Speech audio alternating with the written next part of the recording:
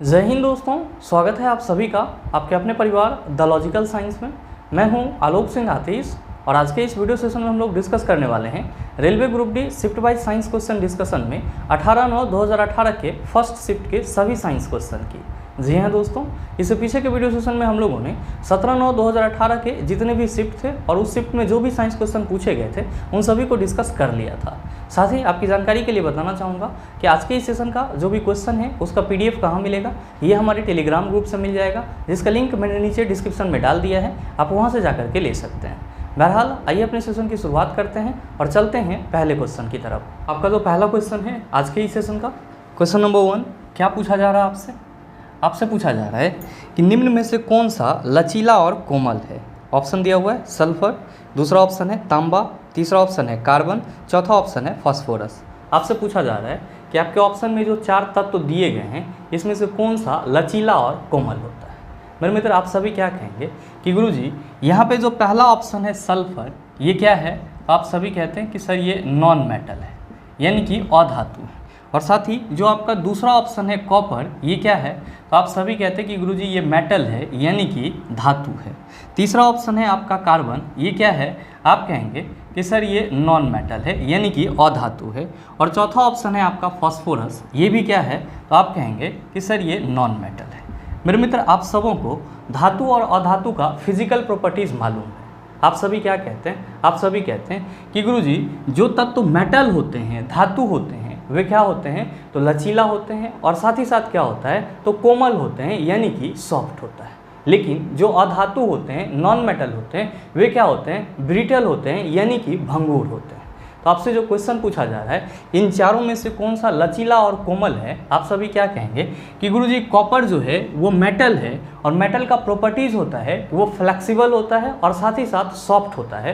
तो आप बताइए कि आपके इस क्वेश्चन का सही आंसर क्या हो जाएगा। आप सभी कहेंगे sir option number B is the right answer of this question. मेरे मित्र ध्यान में रखेंगे धातु और अधातु के कुछ और फिजिकल प्रॉपर्टीज़ हमेशा ध्यान में रखेंगे कि आपका वैसा तत्व धातु कहलाता है जिससे होकर के विद्युत और ऊष्मा का चालन आसानी से हो जाता है। और साथ ही साथ ध्यान में रखिएगा कि जो धातुएं होती है वो क्या होती है? आधात वर्धनीय होते हैं और साथ ही क्या होते हैं? तन्य होते हैं। और साथ ही साथ आप सभी ध्यान में रखेंगे कि धातुएं सामान्यतः आपको ठोस अवस्था में मिलता है। और जब बात करेंगे अधातु की तो आप सभी क्या कहेंगे कि अधातु जो है वो विद्युत और ऊष्मा का चालन नहीं करता है, यानी कि अधातु जो है वो हीट और इलेक्ट्रिसिटी का क्या होता है? इंसुलेटर होता है। और साथ ही साथ क्या होता है? तो अधातु आपको तीनों अवस्था में देखने को मिल जाता है। अधातु ठोस अवस्था में भी देखने को मिलेगा, द्रव अवस्था में भी देखने को मिलेगा और गैसीय अवस्था में भी देखने को मिल जाता है। और साथ ही ध्यान में रखेंगे कि जो अधातु होते हैं इसमें कोई विशेष प्रकार की चमक नहीं होती है, ये धूसर रंग का होता है, यानी कि इसका जो कलर होता है वो बहुत ज़्यादा चमकीला नहीं होता है। अपवाद आपका आयोडीन है कि आयोडीन आपका चमकीला होता है, लेकिन आयोडीन भी क्या है? आपका अधातु है। और साथ ही साथ ध्यान में रखेंगे कि जो अधातु होते हैं वे क्या होते हैं? भंगुर होते हैं, यानी कि ब्रिटल होते हैं। तो ये आपका कुछ कॉमन सा फिजिकल प्रॉपर्टीज़ है मेटल और नॉन मेटल के बारे में, आप सभी इसको अपने माइंड में रखेंगे। उम्मीद करते हैं समझ पाए होंगे। चलते हैं अगले क्वेश्चन की तरफ। आपका जो अगला क्वेश्चन है क्वेश्चन नंबर 2, क्या पूछा जा रहा है आपसे पूछा जा रहा है कि 80 मीटर की ऊंचाई से एक गेंद गिराई जाती है, चौथे सेकंड में तय की गई दूरी डैश होगी, मान लीजिए g = 10 मीटर पर सेकेंड स्क्वायर। आपका ऑप्शन दिया हुआ है 15 मीटर, दूसरा ऑप्शन है 35 मीटर, तीसरा ऑप्शन है 50 मीटर और चौथा ऑप्शन है 80 मीटर। क्या होगा इसका आंसर? आपसे क्वेश्चन करा जा रहा है कि किसी गेंद को 80 मीटर की ऊंचाई से गिराया जा रहा है, तो आपसे ये पूछा जा रहा है कि चौथे सेकंड में इस गेंद द्वारा तय की गई दूरी कितनी होगी।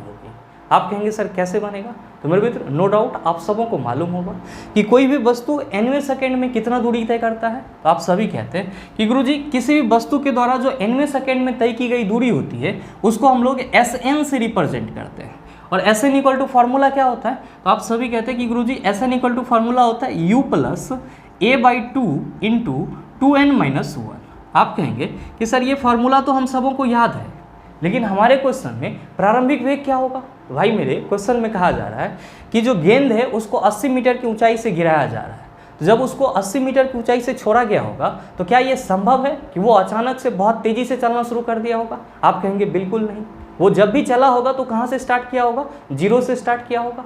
तो यहाँ पे जो आपका गेंद है उसका प्रारंभिक वेग कितना होगा? तो आप कहेंगे कि सर क्वेश्चन में u = 0 हो जाएगा। ध्यान दीजिएगा कि क्वेश्चन में जी का वैल्यू कितना दिया हुआ है, तो सर क्वेश्चन में जी का वैल्यू दिया हुआ है 10 मीटर पर सेकेंड स्क्वायर। और साथ ही आपसे क्या पूछा जा रहा है, आपसे पूछा जा रहा है कि चौथे सेकंड में तय की गई दूरी कितनी होगी, यानी कि S4 इक्वल टू व्हाट। आप क्या कहेंगे कि सर अगर इस फॉर्मूला में इस डाटा को रखें तो हमारा आंसर आ जाएगा, लेकिन एक डाउट है। क्या, यहाँ पे आपने ए लिखा है जो कि क्या होता है, रैखिक त्वरण होता है, जबकि यहाँ पे क्या है सर, जी है, और ये क्या है, गुरुत्वीय त्वरण है।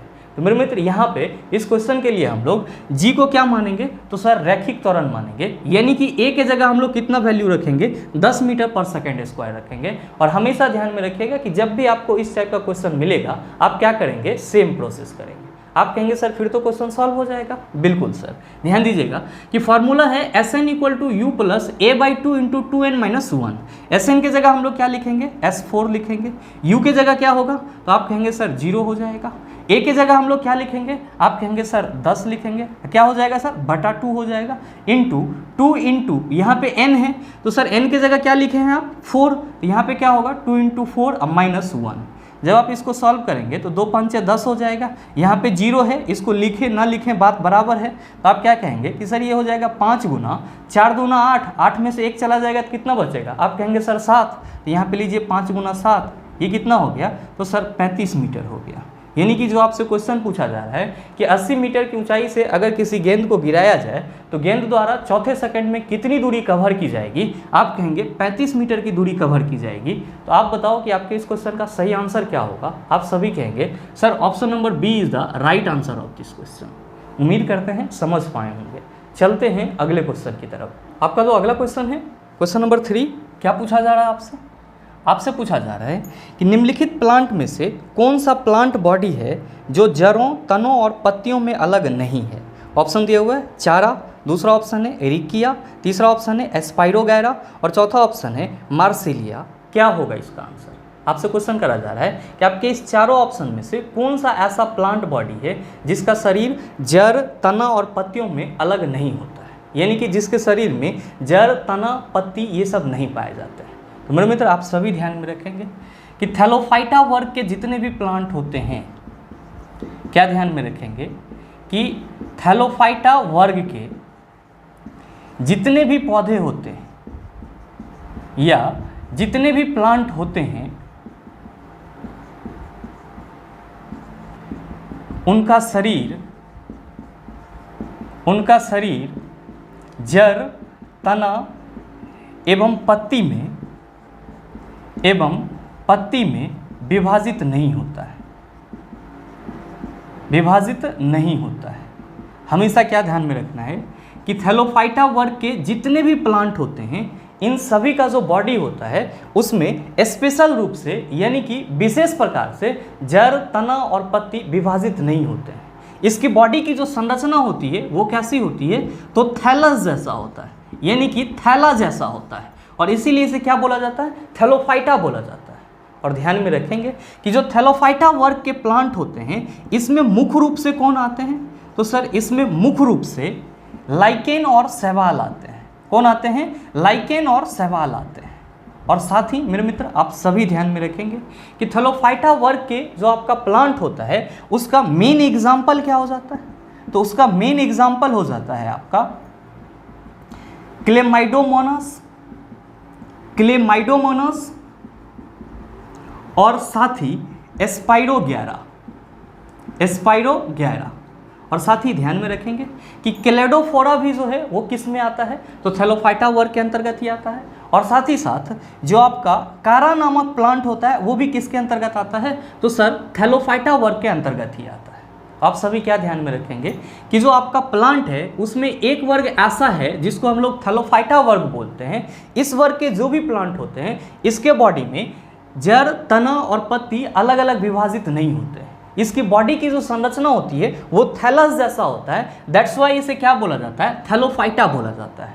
और इसमें मुख्य रूप से कौन सब आते हैं, लाइकेन और शैवाल आते हैं। और इसका मेन एग्जाम्पल क्या हो जाता है, क्लेमाइडोमोनास, एस्पाइरोगैरा और कारा हो जाता है। तो आपसे जो क्वेश्चन पूछा जा रहा है कि निम्नलिखित प्लांट में से कौन सा प्लांट बॉडी है जो जड़ों, तनों और पत्तियों में अलग नहीं है।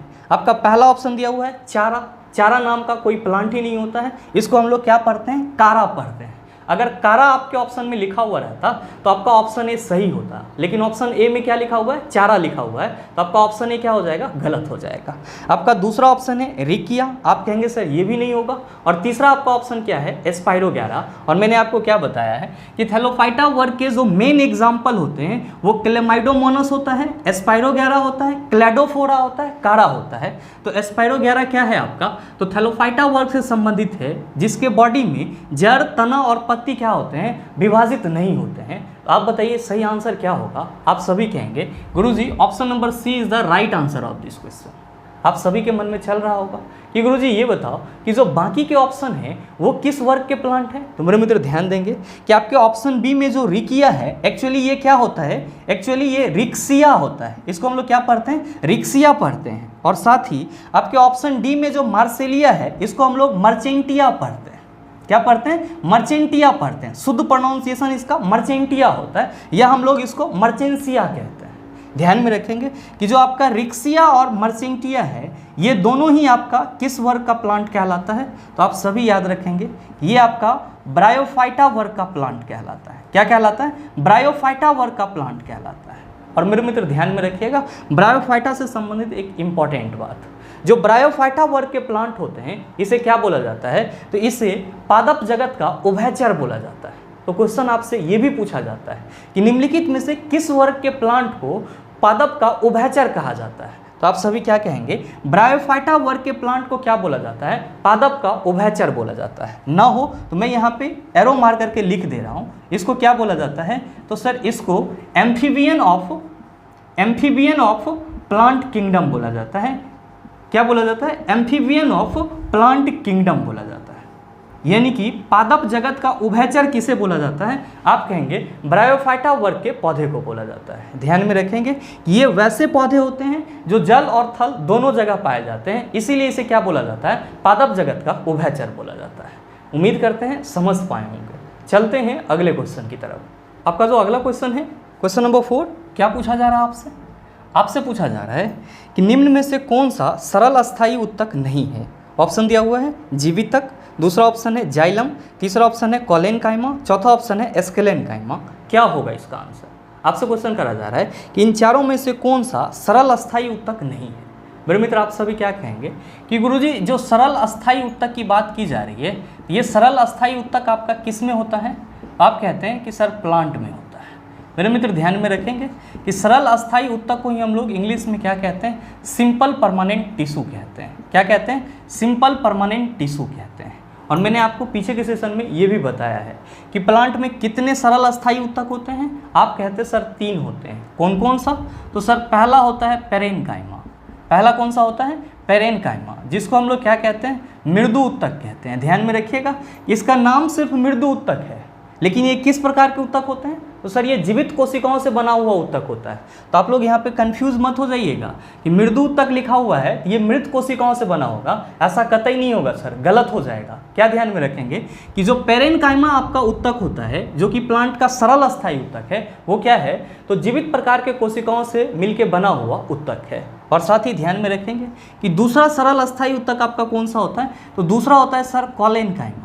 दूसरा कौन सा होता है, कॉलेनकाइमा, जिसको हम लोग हिंदी में क्या कहते हैं, इसी को हम लोग हिंदी में अस्थूल कोण उत्तक कहते हैं। क्या कहते हैं, अस्थूल कोण उत्तक कहते हैं। और ध्यान में रखेंगे कि ये उत्तक भी जीवित कोशिकाओं से ही बना होता है। और साथ ही तीसरा आपका कौन सा होता है, तो आप सभी कहते हैं कि गुरुजी तीसरा होता है एस्केलेनकाइमा, जिसको हम लोग क्या कहते हैं, दृढ़ उत्तक कहते हैं। और ध्यान में रखेंगे कि जो आपका दृढ़ उत्तक होता है ये मृत कोशिकाओं से बना हुआ उत्तक होता है। यानी कि प्लांट का जो सिंपल परमानेंट टिश्यू है उसमें से पेरेनकाइमा और कॉलेनकाइमा लिविंग सेल से बना हुआ उत्तक होता है, यानी कि जीवित कोशिकाओं से बना हुआ उत्तक होता है। जबकि जो एस्केलेनकाइमा है ये क्या है, तो डेड सेल से बना हुआ उत्तक है। और ये तीनों क्या होते हैं, तो सर ये तीनों प्लांट के सरल अस्थायी उत्तक कहलाते हैं। ध्यान में रखेंगे एक और बात, मृदु उत्तक को ही क्या बोला जाता है, जीवितक भी बोला जाता है। क्या बोला जाता है, जीवितक भी बोला जाता है। और साथ ही ध्यान में रखेंगे कि प्लांट में जो आपका दूसरे प्रकार का अस्थायी उत्तक होता है वो होता है कॉम्प्लेक्स परमानेंट टिश्यू।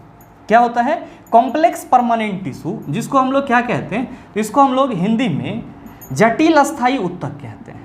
और मेरे मित्र नो डाउट आप सबों को मालूम होगा कि प्लांट में कितने कॉम्प्लेक्स परमानेंट टिश्यू होते हैं, आप कहते हैं सर 2 गो तो होबे करता है। एगो है जाइलम और दूसरा है फ्लोएम। तो आप बताओ कि आपसे जो क्वेश्चन पूछा जा रहा है उसका सही आंसर क्या होगा। आप सभी कहेंगे कि सर क्वेश्चन पूछा जा रहा है कि निम्न में से कौन सा सरल अस्थायी उत्तक नहीं है, यानी कि हमारा जो ऑप्शन दिया हुआ है इसमें से कौन सा सरल अस्थायी उत्तक नहीं है। और हम सभी क्या कह रहे हैं कि जो सरल अस्थायी उत्तक है वो पेरेनकाइमा होता है, जिसको हम लोग मृदु उत्तक या फिर जीवितक कहते हैं, और दूसरा स्थूल कोण उत्तक होता है, और तीसरा दृढ़ उत्तक होता है। तो हमारे पहले ऑप्शन में जो जीवितक दिया हुआ है, और साथ ही साथ तीसरे ऑप्शन में जो कोलेनकाइमा दिया हुआ है, और चौथे ऑप्शन में जो स्केलेनकाइमा दिया हुआ है, ये तीनों क्या हैं, तो प्लांट के सरल अस्थायी उत्तक हैं। जबकि आपके ऑप्शन बी में जो जाइलम दिया हुआ है ये क्या है, तो आप कहेंगे सर ये प्लांट के जटिल अस्थायी उत्तक हैं। भाई मेरे आप बताओ कि सही आंसर क्या होगा। आप सभी कहेंगे sir option number B is the right answer of this question. मेरे मित्र हमेशा ध्यान में रखिएगा कि प्लांट में मुख्यतः दो प्रकार के उत्तक होते हैं, जिसको हम लोग मेरिस्मेटिक टिश्यू और परमानेंट टिश्यू के नाम से जानते हैं। मेरिस्मेटिक टिश्यू को हम लोग क्या कहते हैं हिंदी में, विभोज्योतक उत्तक कहते हैं। ये भी 3 प्रकार के होते हैं, मैंने कई बार आपको बताया है, एक बार फिर से सुन लीजिएगा कि जो मेरिस्मेटिक टिश्यू के प्रकार होते हैं वो होता है एपिकल मेरिस्टेम, दूसरा होता है लेटरल मेरिस्टेम, और तीसरा होता है इंटरकैलरी मेरिस्टेम। और साथ ही जब हम लोग परमानेंट टिश्यू की बात करते हैं इसको भी हम लोग 2 ग्रुप में डिवाइड करते हैं। पहला होता है सरल अस्थायी उत्तक और दूसरा होता है आपका कॉम्प्लेक्स परमानेंट टिश्यू, यानी कि इसको हम लोग हिंदी में जटिल अस्थायी उत्तक बोलते हैं। उम्मीद करते हैं समझ पाए होंगे। चलते हैं अगले क्वेश्चन की तरफ। आपका जो अगला क्वेश्चन है क्वेश्चन नंबर 5, क्या पूछा जा रहा है आपसे? आपसे पूछा जा रहा है कि आधुनिक आवर्त सारणी के किस समूह में हैलोजन रखा जाता है। पहला ऑप्शन है फर्स्ट, दूसरा ऑप्शन है 18th, तीसरा ऑप्शन है 17th, चौथा ऑप्शन है 16th। बताइए ना बनेगा। आपसे क्वेश्चन पूछा जा रहा है कि आधुनिक आवर्त सारणी के किस समूह में हैलोजन तत्वों को रखा जाता है। आप सभी क्या कहेंगे कि गुरुजी हमारे पहले ऑप्शन में दिया हुआ है फर्स्ट ग्रुप, जिसको हम लोग क्या कहते हैं, समूह 1 कहते हैं। और हम सभी क्या कहते हैं कि आवर्त सारणी के वर्ग 1 में जो तत्व पाए जाते हैं उसको क्षारीय धातु बोला जाता है, यानी कि एल्कली मेटल बोला जाता है। आवर्त सारणी के जो फर्स्ट ग्रुप में एलिमेंट पाए जाते हैं उसको क्या बोला जाता है, तो आप कहते हैं एल्कली मेटल, यानी कि क्षारीय धातु बोला जाता है। आपके दूसरे ऑप्शन में क्या दिया हुआ है, तो दूसरे ऑप्शन में दिया हुआ है 18th ग्रुप। और आप सभी क्या कहेंगे कि गुरुजी वर्ग 18 में इनर्ट गैस पाए जाते हैं। वर्ग 18 में इनर्ट गैस पाए जाते हैं, जिसको हम लोग हिंदी में क्या कहते हैं, अक्रिय गैस कहते हैं। और आपके तीसरे ऑप्शन में दिया हुआ है 17th ग्रुप। और मैंने आपको पीछे के सेशन में कई बार बताया है कि जो आपका 17th ग्रुप है आवर्त सारणी का, यानी कि आवर्त सारणी का जो वर्ग 17 है, इसमें जो तत्व पाए जाते हैं उसको क्या बोला जाता है, हैलोजन बोला जाता है। क्या बोला जाता है, हैलोजन बोला जाता है। और साथ ही 17th ग्रुप को क्या बोला जाता है, तो आप कहते हैं सर इसको हैलो ग्रुप बोला जाता है। क्या बोला जाता है, हैलो ग्रुप बोला जाता है।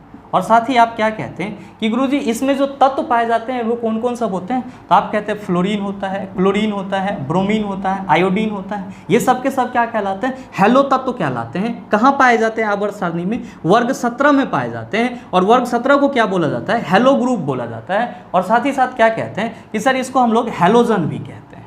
और साथ ही आपका जो अगला ऑप्शन दिया हुआ है 16th ग्रुप, तो ध्यान में रखेंगे कि आवर्त सारणी का जो 16वां वर्ग है, यानी कि जो आपका समूह 16 है, वर्ग 16 है, इसमें जो तत्व पाए जाते हैं उसको क्या बोला जाता है, तो उसको चाल्कोजेन बोला जाता है। क्या बोला जाता है, चाल्कोजेन बोला जाता है। आप ये भी ध्यान में रखेंगे कि आवर्त सारणी का जो वर्ग 16 है, यानी कि समूह 16 है, उसमें पाए जाने वाले तत्वों को क्या बोला जाता है, चाल्कोजेन बोला जाता है। आपसे क्वेश्चन क्या पूछा जा रहा है, क्वेश्चन पूछा जा रहा है कि आधुनिक आवर्त सारणी के किस समूह में हैलोजन रखा जाता है। अब आप बताइए कि आधुनिक आवर्त सारणी के किस समूह में हैलोजन रखा जाएगा। आप कहेंगे सर वर्ग 17 में हैलोजन को रखा जाएगा। तो सही आंसर क्या होगा, आप सभी कहेंगे sir option number C is the right answer of this question. उम्मीद करते हैं समझ पाए होंगे। चलते हैं अगले क्वेश्चन की तरफ। आपका जो अगला क्वेश्चन है क्वेश्चन नंबर 6, क्या पूछा जा रहा है आपसे? आपसे पूछा जा रहा है कि 2 प्रतिरोधक 10 और अन्य 20 श्रृंखला में 6 वोल्ट बैटरी से जुड़े हुए हैं, सर्किट में विद्युत धारा डैश होगी। मेरे मित्र ध्यान देंगे कि यहाँ पे प्रतिरोध का यूनिट छोड़ दिया गया है क्वेश्चन में। क्वेश्चन आपका कुछ इस तरह से होगा कि 2 प्रतिरोधक 10 ओम और अन्य 20 ओम श्रृंखला में 6 वोल्ट बैटरी से जुड़े हुए हैं, सर्किट में विद्युत धारा डैश होगी। बताइए ना बनेगा, आसानी से बन जाएगा। आपके क्वेश्चन में क्या कहा जा रहा है कि एक प्रतिरोध आपका R1 जो है उसका वैल्यू कितना है, 10 ओम है, और दूसरा आपका R2 जो है उसका वैल्यू कितना है, 20 ओम है। दोनों को किस क्रम में जोड़ा जा रहा है, सर दोनों को सीरीज क्रम में जोड़ा जा रहा है। किस क्रम में जोड़ा जा रहा है? तो सर सीरीज क्रम में जोड़ा जा रहा है, यानी कि कुछ इस तरह से जोड़ा जा रहा है। मेरे मित्र मान लेते हैं कि ये आपका 10 ओम प्रतिरोध है और ये आपका 20 ओम प्रतिरोध है, और फिर ये जो आपका सर्किट बन रहा है इसको कितने वोल्ट के बैटरी से जोड़ दिया जा रहा है? तो सर क्वेश्चन में दिया हुआ है कि 6 वोल्ट के बैटरी से जोड़ दिया जा रहा है। आपसे क्वेश्चन क्या पूछा जा रहा है? तो सर क्वेश्चन पूछा जा रहा है कि इस परिपथ से जो विद्युत धारा प्रवाहित होगी वो कितना होगा, यानी कि I इक्वल टू व्हाट। आप कहेंगे सर ये तो आसानी से बन जाएगा, क्योंकि ये दोनों श्रृंखला में जुड़ा हुआ है, इसीलिए जो हमारा टोटल प्रतिरोध RS होगा वो कितना होगा? तो आप कहेंगे सर दोनों को जोड़ दीजिए, तो 10 और 20 कितना होगा? आप कहेंगे सर 30, तो RS इक्वल टू कितना हो गया? 30 ओम। यानी कि आपका जो ये परिपथ है इसमें टोटल प्रतिरोध कितना है? तो सर 30 ओम है। विभवांतर कितना मिल रहा है? तो सर 6 वोल्ट मिल रहा है। तो I नहीं निकाल लीजिएगा, आप कहेंगे सर ओम के नियम से हम लोग सीधे कहेंगे I इक्वल टू होता है V/R। क्या होता है? V/R। आपका विभवांतर कितना है? 6 वोल्ट। टोटल प्रतिरोध कितना है? 30। तो 6 एकम 6, 6 5 30। 1/5 को जब आप डिवाइड करेंगे तो क्या कहेंगे कि गुरुजी ये हो जाएगा 0.2 एम्पियर, यानी कि इस परिपथ से कितना धारा बहेगी? आप कहेंगे 0.2 एम्पियर की विद्युत धारा बहेगी। तो आप बताओ सही आंसर क्या होगा? आप सभी कहेंगे sir option number A is the right answer of this question. उम्मीद करते हैं समझ पाए होंगे। चलते हैं अगले क्वेश्चन की तरफ। आपका जो अगला क्वेश्चन है, क्वेश्चन नंबर 7, क्या पूछा जा रहा है आपसे? आपसे पूछा जा रहा है कि कॉइल की गति की दिशा चुंबकीय क्षेत्र के सापेक्ष डैश होने पर प्रेरित धारा सबसे अधिक होती है। ऑप्शन दिया हुआ है 180 डिग्री, दूसरा ऑप्शन है 45 डिग्री, तीसरा ऑप्शन है 90 डिग्री, चौथा ऑप्शन है 0 डिग्री। क्या होगा इसका आंसर? आपसे क्वेश्चन करा जा रहा है कि कॉइल की गति की दिशा चुंबकीय क्षेत्र के सापेक्ष डैश होने पर प्रेरित धारा सबसे अधिक होती है। आप कहेंगे सर पहले ये बताओ कि ये प्रेरित धारा क्या होता है?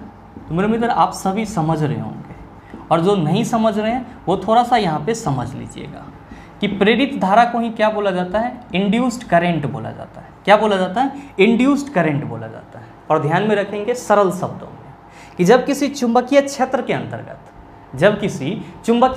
अंतर्गत किसी कॉइल को तेजी से नचाया जाता है तो विद्युत धारा उत्पन्न होती है, और इसी को क्या बोला जाता है? प्रेरित धारा बोला जाता है, या फिर इंड्यूस्ड करंट बोला जाता है। जब भी आपसे कोई ये पूछेगा कि प्रेरित धारा क्या होता है, तो आप सभी क्या कहेंगे कि जब किसी चुंबकीय क्षेत्र के अंतर्गत किसी कॉइल को तेजी से नचाया जाता है या घुमाया जाता है, तब जो वहाँ पे धारा उत्पन्न होती है उसी को क्या बोला जाता है? प्रेरित धारा बोला जाता है। मेरे मित्र हमेशा ध्यान में ये भी रखिएगा कि जो आपका कॉइल की गति की दिशा होती है वो अगर चुंबकीय क्षेत्र के सापेक्ष 90 डिग्री के कोण पे होती है, जो आपका कॉइल की गति की दिशा होती है वो अगर चुंबकीय क्षेत्र के सापेक्ष 90 डिग्री पे होती है, तो जो आपका प्रेरित धारा का वैल्यू होता है वो क्या होता है? सबसे अधिक होता है। और साथ ही जो आपका कॉइल की गति की दिशा है वो चुंबकीय क्षेत्र के सापेक्ष अगर 180 डिग्री पे होता है, तो जो आपका प्रेरित धारा का मान होता है वो क्या होता है? तो सर न्यूनतम होता है, यानी कि कम होता है।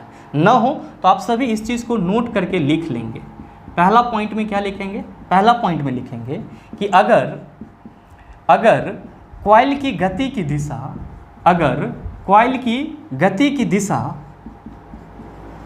चुंबकीय क्षेत्र के सापेक्ष 90 डिग्री पे हो तो प्रेरित धारा यानी कि इंड्यूस्ड करंट का मान सर्वाधिक होता है। क्या होता है? सर्वाधिक होता है। और साथ ही ध्यान में रखेंगे दूसरे पॉइंट में क्या कि अगर कॉइल की गति की दिशा चुंबकीय क्षेत्र के सापेक्ष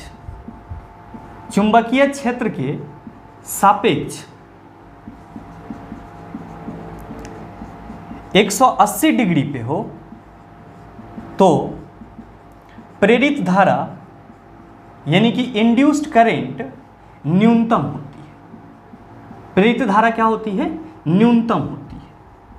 तो आपसे जो क्वेश्चन पूछा जा रहा है उसका सही आंसर क्या होगा? आप सभी कहेंगे सर ऑप्शन नंबर सी हो जाएगा। मेरे मित्र ध्यान में रखेंगे, अगर क्वेश्चन आपसे ये पूछा जाए कि जो प्रेरित धारा की दिशा होती है ये आपको किस नियम से प्राप्त होता है, आप सभी क्या कहेंगे कि प्रेरित धारा की जो दिशा होती है ये फ्लेमिंग के दक्षिण हस्त नियम से प्राप्त होती है। ध्यान में रखेंगे कि फ्लेमिंग के दक्षिण हस्त नियम के अनुसार अगर हम लोग अपने दाहिने हाथ के तीनों उंगली को कुछ इस तरह से अरेंज करते हैं तो जो आपका अंगूठा है वो किस चीज़ को बताता है, तो आप सभी याद रखेंगे कि ये मोशन के डायरेक्शन को बताता है, यानी कि गति की दिशा को बताता है। और साथ ही जो आपका ये 4 फिंगर है ये किस डायरेक्शन को बताता है, तो आप सभी ध्यान में रखेंगे कि ये जो आपका 4 फिंगर है ये मैग्नेटिक फील्ड यानी कि चुंबकीय क्षेत्र को बताता है।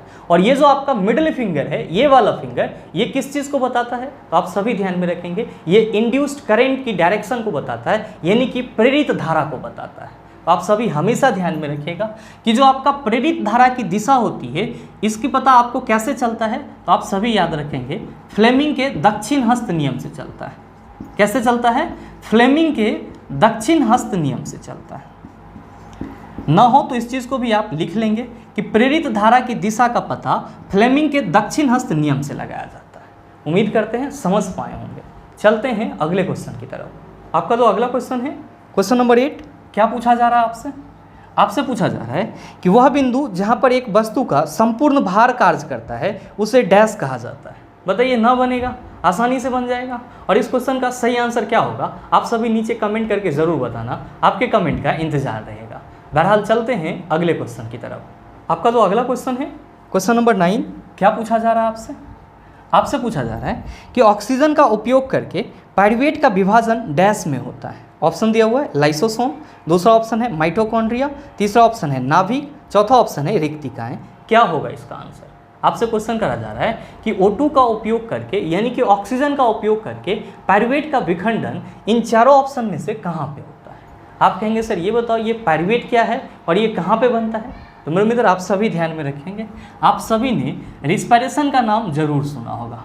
आप कहेंगे सर सुना ही नहीं है, ये सभी सजीव के लिए अत्यंत ही उपयोगी क्या है, जैव प्रक्रम है। अगर किसी भी सजीव को एक पल के लिए भी उसके बॉडी में रिस्पायरेशन की प्रोसेस ना हो तो वो सजीव वस्तु जो है वो जिंदा नहीं रह पाएगा और तुरंत ही वो किस में बदल जाएगा। आप कहेंगे सर निर्जीव वस्तु में बदल जाएगा। यानी कि किसी भी जीव को जिंदा रहने के लिए रिस्पायरेशन का होना बहुत ही ज़रूरी होता है। और ध्यान में रखेंगे कि रिस्पायरेशन प्रक्रिया के दौरान क्या होता है, तो सर जो पचे हुए ग्लूकोज होते हैं उसका ऑक्सीकरण होता है, जिससे हम लोग को क्या मिलती है, ऊर्जा मिलती है। तो सीधे तौर पे हम लोग ये कहते हैं कि जो रिस्पायरेशन की प्रोसेस होती है इससे हम लोग को क्या मिलती है, ऊर्जा मिलती है। किस रूप में? एटीपी के रूप में। नो डाउट आप सबों को ये भी मालूम होगा कि जो रिस्पायरेशन की प्रक्रिया होती है ये 2 तरीके का होता है। एक होता है आपका एरोबिक रिस्पायरेशन जो कि आपका ऑक्सीजन के उपस्थिति में होता है, और दूसरा होता है आपका एनारोबिक रिस्पायरेशन जो कि आपका ऑक्सीजन के अनुपस्थिति में होता है। और ध्यान में रखेंगे कि जब हम लोग रिस्पायरेशन प्रोसेस की बात करते हैं तो सीधे तौर पे ये कहते हैं कि गुरुजी इसमें ग्लूकोज यानी कि C6H12O6 का ऑक्सीकरण होता है। ध्यान में रखिएगा कि जो आपका C6H12O6 होता है इसका जो ऑक्सीजन के अब्सेंस में यानी कि O2 के अब्सेंस में जो आंशिक विखंडन होता है उसी प्रक्रिया को हम लोग क्या कहते हैं, तो उसी प्रक्रिया को हम लोग अवायवीय शोषण कहते हैं। ध्यान में रखेंगे कि जो ग्लूकोज है C6H12O6 इसका जो ऑक्सीजन के अब्सेंस में यानी कि ऑक्सीजन के अनुपस्थिति में आंशिक रूप से विखंडन होता है उसको हम लोग क्या कहते हैं, अवायवीय शोषण कहते हैं। और मेरे मित्र ध्यान में रखेंगे कि ऑक्सीजन के अनुपस्थिति में जो ग्लूकोज का आंशिक रूप से विखंडन होता है तो इस विखंडन में आपको क्या मिलता है, आप सभी ध्यान में रखेंगे कि इस विखंडन में आपको पायरुवेट मिलता है जिसको हम लोग पायरुविक एसिड कहते हैं। और साथ ही साथ क्या मिलता है, तो 2 ATP ऊर्जा मिलता है। क्या मिलता है, 2 ATP ऊर्जा मिलता है। और ध्यान में रखेंगे कि ऑक्सीजन के अब्सेंस में यानी कि ऑक्सीजन के अनुपस्थिति में ये जो ग्लूकोज का आंशिक रूप से विखंडन होता है ये कहाँ पे होता है, तो आप सभी याद रखना कि ये कोशिका द्रव में होता है। कहाँ पे होता है, कोशिका द्रव में होता है। मेरे मित्र ध्यान में रखेंगे कि जब यहाँ पे ग्लूकोज का आंशिक रूप से विखंडन हो जाता है तब आपको क्या मिलता है, पायरुवेट मिलता है और साथ ही साथ 2 ATP ऊर्जा मिलता है। ध्यान में रखिएगा कि ये जो आपका पायरुवेट है ये ऑक्सीजन के प्रेजेंस में यानी कि ऑक्सीजन के उपस्थिति में पूर्ण रूप से विखंडित हो जाता है। क्या हो जाता है, पूर्ण रूप से विखंडित हो जाता है। ध्यान में रखिएगा कि ये पूर्ण रूप से विखंडित कहाँ पे होता है, तो सर ये पूर्ण रूप से विखंडित माइटोकॉन्ड्रिया में होता है। कहाँ पे होता है, माइटोकॉन्ड्रिया में होता है। कहाँ पे होता है सर? माइटोकॉन्ड्रिया में होता है। और जब आपका ये पायरुवेट ऑक्सीजन के उपस्थिति में पूर्ण रूप से विखंडित हो जाता है तब आपको क्या मिलता है? तो आप सभी याद रखेंगे कि तब आपको CO2 plus H2O plus 38 ATP ऊर्जा मिलता है। तो आप सभी क्या देख रहे हैं? आप सभी देख रहे हैं कि जो आपका ग्लूकोज है इसका आंशिक रूप से विखंडन ऑक्सीजन के अब्सेंस में कहाँ पे होता है? कोशिका द्रव में, जिसको क्या बोला जाता है? अवायवीय श्वसन बोला जाता है। और आपका आंशिक विखंडन के दौरान जो पायरुवेट बनता है उसका पूर्ण रूप से विखंडन कहाँ पे होता है? माइटोकॉन्ड्रिया में होता है। किसके उपस्थिति में? ऑक्सीजन की उपस्थिति में। और यहाँ पे जो पूर्ण रूप से विखंडन होता है तो आपको क्या मिलता है? कार्बन डाइऑक्साइड, वाटर और 38 ATP ऊर्जा मिलता है। आप क्या देख रहे हैं कि जो आपका अवायवीय श्वसन है यानी कि जो एनारोबिक रिस्पिरेशन है उसमें आपको कम ऊर्जा मिल रही है, जबकि वायवीय श्वसन में आपको क्या मिल रही है? एरोबिक रिस्पिरेशन में क्या मिल रही है? तो सर ज़्यादा ऊर्जा मिल रही है। तो जो आपका रिस्पिरेशन का आपके शरीर में प्रोसेस होता है वो कुछ इसी तरीके से होता है। आपसे क्वेश्चन क्या करा जा रहा है? क्वेश्चन करा जा रहा है कि O2 का उपयोग करके पायरुवेट का विभाजन डैश में होता है। अब आप क्या कहेंगे कि गुरुजी माइटोकॉन्ड्रिया में पायरुवेट का विभाजन होता है, तो हम कह सकते हैं कि हमारे इस क्वेश्चन का सही आंसर ऑप्शन नंबर बी हो जाएगा। मेरे मित्र ध्यान में रखेंगे कि माइटोकॉन्ड्रिया को क्या बोला जाता है? Power house of the cell बोला जाता है, जबकि लाइसोसोम को क्या बोला जाता है? तो लाइसोसोम को suicidal bag of the cell बोला जाता है। उम्मीद करते हैं समझ पाए होंगे। चलते हैं अगले क्वेश्चन की तरफ। आपका जो अगला क्वेश्चन है, क्वेश्चन नंबर 10, क्या पूछा जा रहा है आपसे? आपसे पूछा जा रहा है कि निम्नलिखित में से कौन सा जानवर मुकुलन बडिंग द्वारा पुनरुत्पादित करता है और पुनर्जनन कार्यान्वित कर सकता है? ऑप्शन दिया हुआ है प्लनेरिया, दूसरा ऑप्शन है हाइड्रा, तीसरा ऑप्शन है प्लाज्मोडियम, चौथा ऑप्शन है खमीर। क्या होगा इसका आंसर? आप सभी कहेंगे कि गुरुजी अगर हम लोग हाइड्रा की बात करें तो हाइड्रा के बॉडी में क्या होता है? तो सर बर्ड निकलता है यानी कि कली निकलता है, और इसी को हम लोग क्या कहते हैं? बडिंग कहते हैं। और इस बडिंग के प्रोसेस के थ्रू हाइड्रा का जो शरीर है वो क्या होता है? तो सर पुनर्उत्पादित होता है। और जब हाइड्रा के बर्ड को काट करके छोटा छोटा टुकड़ा में अगर हम लोग उसको कहीं और लगा देते हैं उससे क्या होता है? हमको फिर से नया हाइड्रा मिल जाता है, और इस प्रक्रिया को हम लोग क्या कहते हैं? रीजेनरेशन कहते हैं। इसका मतलब ये हुआ कि जो आपका हाइड्रा होता है उसमें मुकुलन प्रक्रिया द्वारा क्या होता है? तो सर उसके शरीर के भाग का पुनरुत्पादन होता है, और साथ ही उसी शरीर के भाग को अगर हम लोग काट करके कहीं और लगा देते हैं तो इस प्रक्रिया को क्या बोलते हैं? तो सर चूंकि कहीं और लगाने से हमको फिर से एक बड़ा सा और नया हाइड्रा मिल जाता है, इसी को हम लोग पुनर्जनन या रीजेनरेशन कहते हैं। मतलब साफ है कि जो क्वेश्चन आपसे पूछा जा रहा है उसका सही आंसर क्या होगा? ऑप्शन नंबर बी हो जाएगा। बहुत सारे मित्र कहेंगे सर नहीं समझे। भाई मेरे परेशान नहीं होना है। मान लो कि ये आपका हाइड्रा है। क्या है? हाइड्रा है। तो आप क्या देखते हैं कि हाइड्रा में आपका कुछ इस तरह से बॉडी पार्ट निकला हुआ रहता है। इसको क्या बोला जाता है? इसको बर्ड बोला जाता है। क्या बोला जाता है? बर्ड बोला जाता है। ध्यान देंगे कि ये जो निकलने की प्रक्रिया होती है इसी को क्या बोला जाता है? तो सर मुकुलन बोला जाता है। तो अगर हम इस बर्ड को यहाँ से काट लें, क्या करें सर? काट लें, और फिर इस बर्ड को हम लोग क्या करें? 3 टुकड़ा में बांट दें। कितने टुकड़ा में बांट दें? 3 टुकड़ा में बांट दें, और फिर से इसको हम लोग कहीं पे जा करके लगा दें। ये जो आपका बर्ड 3 टुकड़ा में बटा हुआ है ये 3 जगह पे लगेगा और आपको 3 हाइड्रा मिल जाएगा। कितना हाइड्रा मिल जाएगा? 3 हाइड्रा मिल जाएगा। यानी कि किसी भी जीव के उसके शरीर के कटे हुए भाग से जो आपको फिर से जीव प्राप्त हो जा रहा है, इस प्रक्रिया को पुनर्जनन बोल रहे हैं। और यहाँ से जो आपने इस हाइड्रा के बर्ड को काट के हटा दिया तो क्या इसमें फिर से बर्ड नहीं निकल सकता है? आप कहेंगे सर फिर से निकल सकता है। तो जब इसमें फिर से निकल जाएगा इसका शरीर का भाग क्या हो रहा है? तो मुकुलन प्रक्रिया के द्वारा पुनरुत्पादित हो रहा है, और साथ ही साथ इसके शरीर के भाग के द्वारा क्या हो रहा है? तो सर आपको फिर से नया हाइड्रा भी मिल जा रहा है। इसको आप क्या कह रहे हैं? पुनर्जनन यानी कि रीजनरेशन। तो आपसे जो क्वेश्चन पूछा जा रहा है उसका सही आंसर क्या होगा? आप सभी कहेंगे सर हाइड्रा ही होगा, और सही ऑप्शन क्या होगा? ऑप्शन नंबर बी होगा। आप सबों के मन में चल रहा होगा कि गुरुजी हमारे ऑप्शन में तो प्लेनेरिया भी दिया हुआ है, तो ये बताओ कि प्लेनेरिया में रिप्रोडक्शन की प्रोसेस कैसे होती है? तो मेरे मित्र ध्यान में रखेंगे कि प्लेनेरिया में जो रिप्रोडक्शन की प्रोसेस होती है वो भी रीजेनरेशन प्रक्रिया के थ्रू ही होता है, यानी कि पुनर्जनन प्रक्रिया के थ्रू ही होता है। आप कहेंगे सर कैसे होता है? तो सर इसका जो शरीर होता है वो पहले डेवलप होता है, मैच्योर होता है, और फिर जैसे ही पूरी तरह से डेवलप हो जाता है इसका जो शरीर का न्यूक्लियस होता है वो भी पूरी तरह से डेवलप हो जाता है। यानी कि जिस तरह से इसका शरीर डेवलप होता है उस तरह से इसके शरीर के अंदर का जो न्यूक्लियस है वो भी क्या हो जाता है? डेवलप हो जाता है। और जब ये पूरी तरह से मैच्योर हो जाता है तो ये ऑटोमेटिकली कितने डॉटर में टूट जाता है? 3 डॉटर सेल में टूट जाता है, और इस प्रक्रिया को क्या बोला जाता है? रीजेनरेशन बोला जाता है।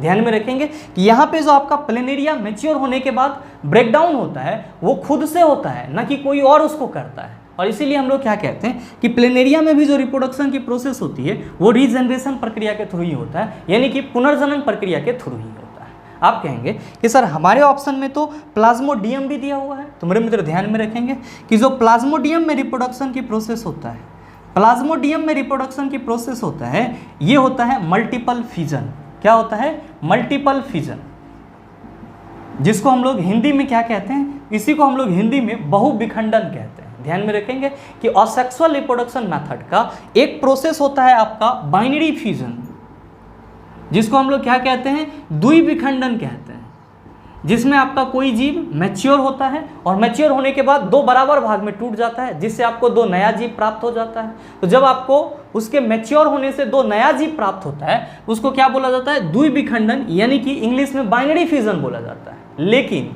अगर किसी जीव के मैच्योर होने से और जब वो जीव मैच्योर होने के बाद स्प्लिट होता है, टूटता है, आपको बहुत सारा जीव मिलता है, तब इस प्रक्रिया को क्या बोला जाता है? मल्टीपल फिजन बोला जाता है। जो किस में होता है? तो सर प्लाज्मोडियम में होता है। इसमें क्या होता है? तो जो प्लाज्मोडियम होता है वो पहले अपने आप को मैच्योर करता है और जैसे जैसे वो मैच्योर होता है उसका न्यूक्लियस भी पूरी तरह से मैच्योर हो जाता है, और जब ये टूटता है यहाँ पे क्या होता है? तो सर दो से ज़्यादा आपको प्लाज्मोडियम मिलता है, तब इसको क्या बोला जाता है? मल्टीपल फिजन बोला जाता है, यानी कि बहुविखंडन बोला जाता है। तो ध्यान में रखेंगे कि प्लाज्मोडियम में जो रिप्रोडक्शन की प्रोसेस होती है वो किस प्रोसेस के थ्रू होती है? मल्टीपल फिजन के थ्रू होती है, यानी कि बहुविखंडन के थ्रू होती है। आप कहेंगे कि सर ऑप्शन में तो खमीर भी दिया हुआ है, तो मेरे मित्र ध्यान में रखेंगे कि खमीर को इंग्लिश में हम लोग ईस्ट कहते हैं, और ईस्ट में जो रिप्रोडक्शन की प्रोसेस होती है वो कौन सा होता है? तो सर बडिंग प्रोसेस के थ्रू होता है, यानी कि मुकुलन के प्रक्रिया के थ्रू होता है। आप कहेंगे कि सर मुकुलन तो हाइड्रा में भी हो रहा था, तब तो यहाँ पे आंसर खमीर भी होना चाहिए। भाई मेरे नहीं होगा। क्यों? क्योंकि मैंने आपको सिर्फ ये बताया कि ईस्ट में जो रिप्रोडक्शन की प्रोसेस होती है वो मुकुलन विधि द्वारा होती है, लेकिन आपके क्वेश्चन में कहा जा रहा है कि इन चारों में से कौन सा ऐसा जीव है, कौन सा ऐसा जानवर है जिसका शरीर मुकुलन के प्रक्रिया के द्वारा पुनरुत्पादित होता है और फिर रीजनरेशन प्रक्रिया को क्या करता है? कार्यान्वित करता है। तो ध्यान में रखेंगे कि हाइड्रा में क्या होता है? मुकुलन प्रक्रिया के द्वारा पुनरुत्पादित होता है और फिर रीजनरेशन प्रक्रिया के थ्रू क्या होता है? तो सर जनन करने की भी क्षमता होती है। लेकिन जो आपका ईस्ट होता है इसमें रीजनरेशन प्रोसेस नहीं होता है, सिर्फ और सिर्फ क्या होता है? बडिंग की प्रोसेस के थ्रू इसमें जनन की प्रक्रिया होती है। उम्मीद करते हैं समझ पाए होंगे। चलते हैं अगले क्वेश्चन की तरफ। आपका जो अगला क्वेश्चन है, क्वेश्चन नंबर 11, बड़ा ही आसान सा सवाल आपसे पूछा जा रहा है कि निम्नलिखित में से कौन से यौगिकों में क्रिस्टलीकरण का पानी नहीं है? ऑप्शन दिया हुआ है बेकिंग सोडा, दूसरा ऑप्शन है जिप्सम, तीसरा ऑप्शन है वॉशिंग सोडा, चौथा ऑप्शन है कॉपर सल्फेट। क्या होगा इसका आंसर? क्वेश्चन करा जा रहा है कि इन चारों में से किस यौगिक में क्रिस्टलीकरण का पानी नहीं है? ध्यान दीजिएगा, आपका पहला ऑप्शन क्या है? पहला ऑप्शन है बेकिंग सोडा, फॉर्मूला क्या होता है? NaHCO3, क्या बोलते हैं? Sodium bicarbonate. दूसरा ऑप्शन क्या है? जिप्सम। आप सभी क्या कहते हैं कि गुरुजी जिप्सम का सूत्र होता है CaSO4 2H2। और फिर क्या है आपका? तो सर फिर है वॉशिंग सोडा, जिसको हम लोग क्या कहते हैं? धोवन सोडा कहते हैं। और वॉशिंग सोडा का सूत्र क्या होता है? आप कहते हैं कि गुरुजी Na2CO3 10H2O होता है। और साथ ही आपका नेक्स्ट है कॉपर सल्फेट, और कॉपर सल्फेट का सूत्र क्या होता है? आप सभी कहते हैं कि गुरुजी इसका सूत्र होता है CuSO4 5H2O। आप क्या देख रहे हैं? आप सभी देख रहे हैं कि जो आपका जिप्सम है, वॉशिंग सोडा है, कॉपर सल्फेट है, इन सभी में वाटर मॉलिक्यूल्स हैं। सभी में क्या है? वाटर मॉलिक्यूल्स हैं। जबकि आपका जो बेकिंग सोडा है इसमें कोई भी वाटर मॉलिक्यूल्स नहीं है।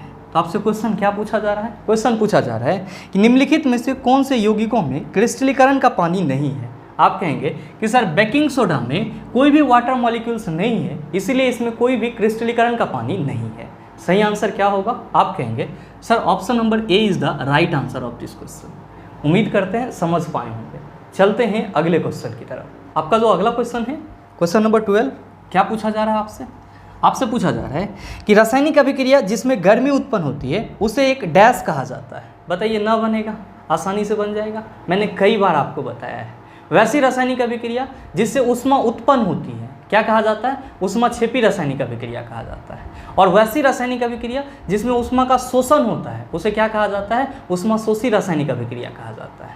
ऊष्माक्षेपी रासायनिक अभिक्रिया को इंग्लिश में क्या बोला जाता है? Exothermic reaction. और ऊष्माशोषी रासायनिक अभिक्रिया को इंग्लिश में क्या बोला जाता है? एंडोथर्मिक रिएक्शन बोला जाता है। आपसे क्वेश्चन क्या पूछा जा रहा है? क्वेश्चन पूछा जा रहा है कि रासायनिक अभिक्रिया जिसमें गर्मी उत्पन्न होती है उसे एक डैश कहा जाता है। आप कहेंगे सर पहले ही ऑप्शन में ऊष्माक्षेपी अभिक्रिया लिखा हुआ है, तो सर आंख बंद करके क्या लगाएंगे sir? Option number A is the right answer of this question.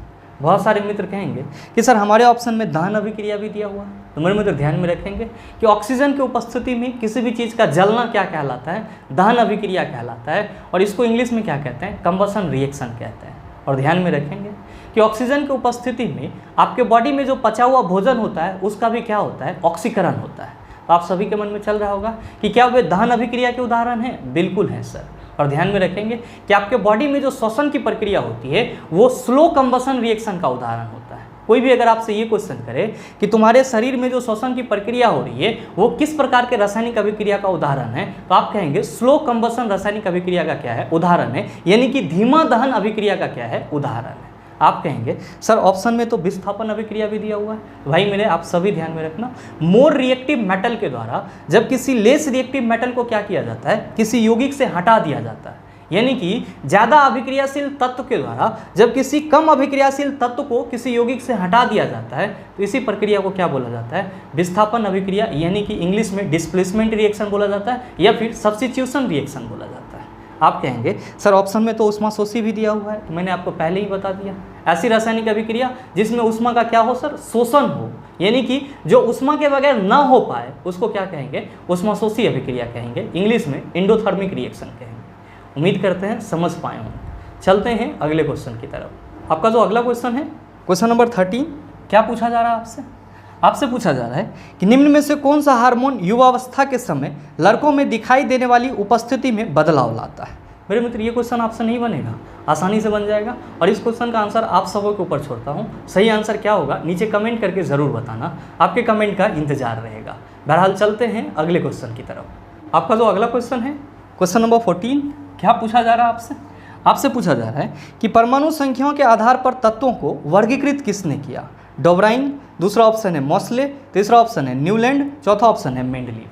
मेरे मित्र आप सभी ध्यान में रखेंगे कि जो आपका आवर्त सारणी है, जो आपका आवर्त सारणी है, इसको बनाने में मुख्य रूप से 4 वैज्ञानिकों ने महत्वपूर्ण रोल प्ले किया था, जिसमें से जो आपका 3 वैज्ञानिक था, डोब्रेनर, न्यूलैंड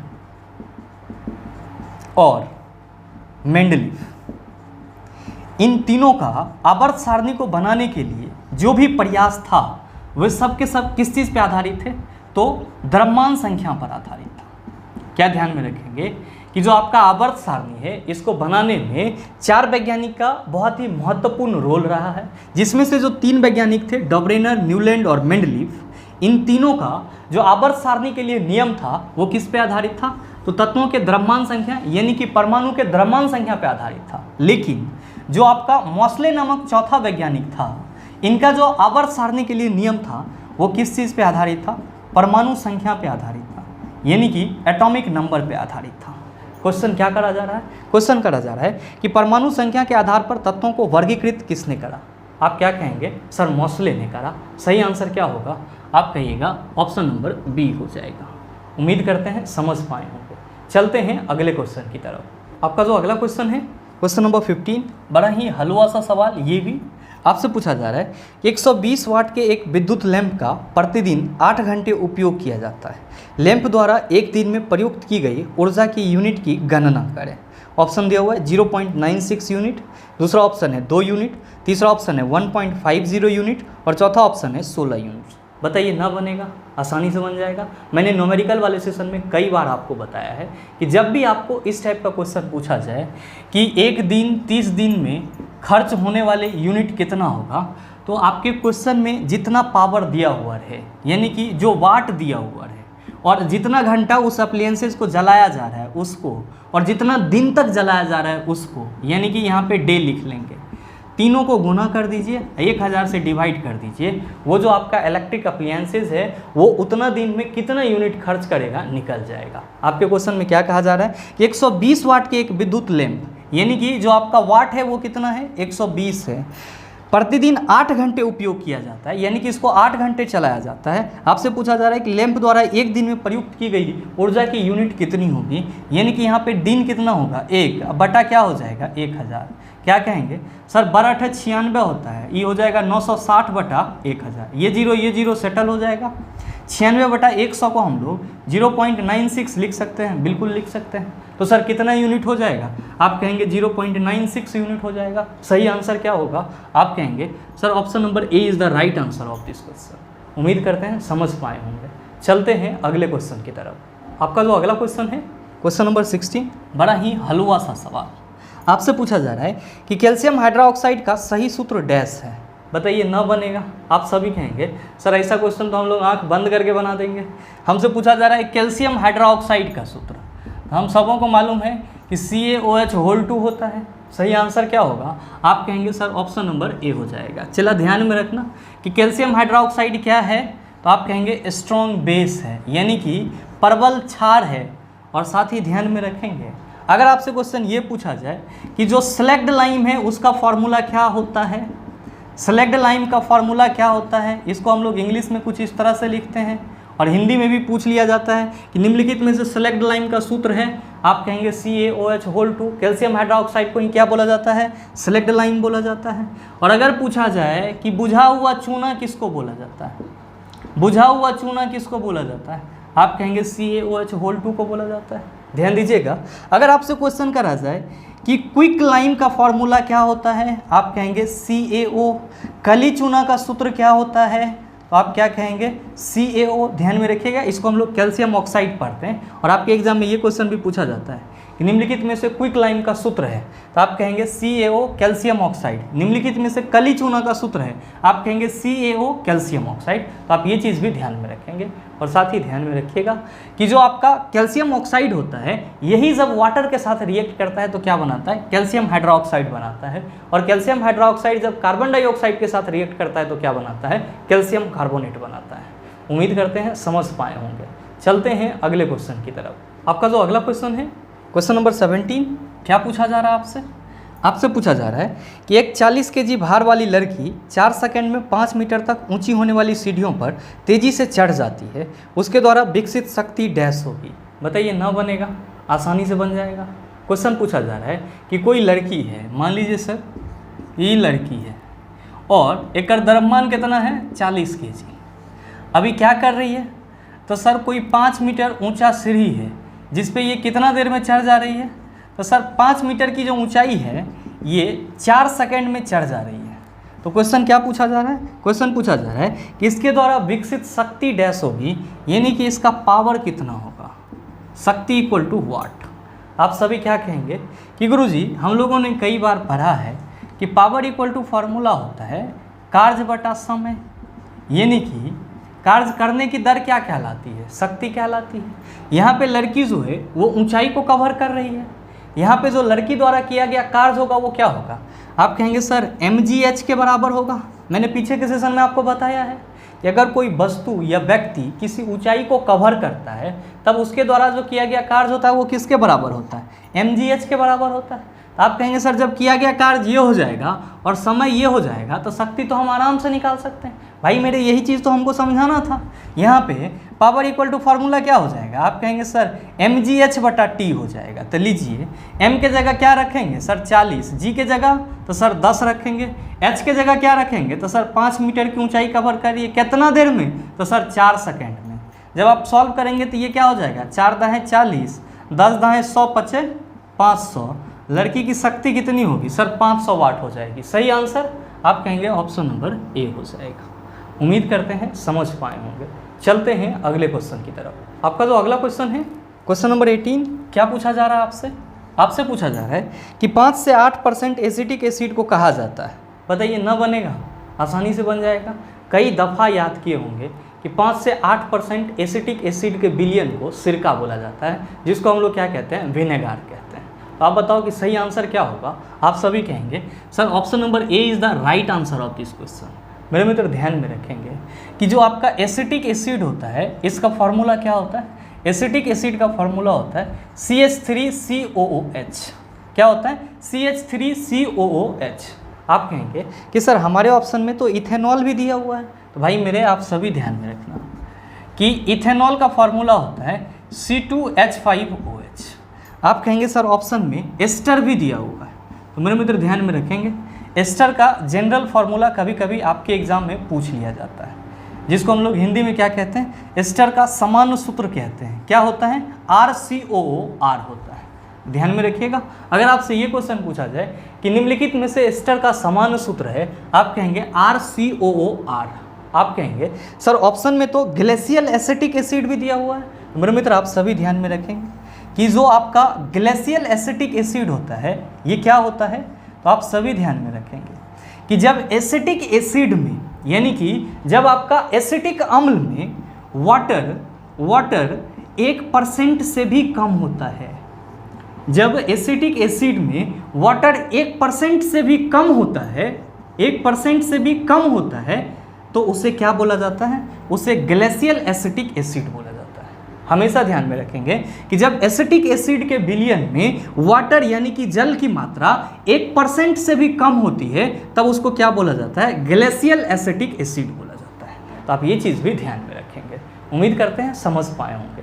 चलते हैं अगले क्वेश्चन की तरफ। आपका जो अगला क्वेश्चन है, क्वेश्चन नंबर 19, क्या पूछा जा रहा है आपसे? आपसे पूछा जा रहा है कि सर्वनीय रेंज से नीचे आवृत्तियों के साथ ध्वनि तरंगों को कहा जाता है।